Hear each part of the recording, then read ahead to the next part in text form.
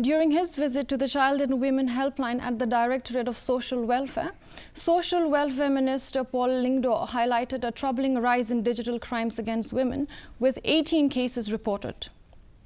He stressed the need to strengthen the department, particularly to address delays in handling cases.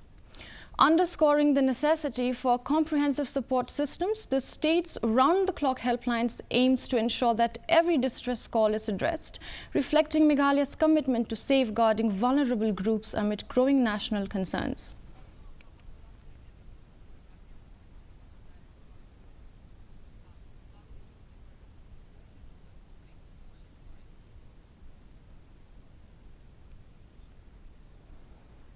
We now have helplines which are tended to round the clock, and therefore there should be nothing that would stop such women from getting in touch with us, and we will certainly address their problems. But it is also a societal issue where our mindset tends to be that you push things under the carpet, and when that happens, we are helpless. Therefore, we would encourage, because we have the women organizations, Senkanthe, in all areas, all localities throughout Meghalaya.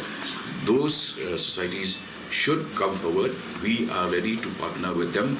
We are ready to support any initiative which is aimed at sensitizing women and children on their need to come forward, because the law of the land has to prevail and we will ensure justice. But if they do not come forward, then our hands are also tied.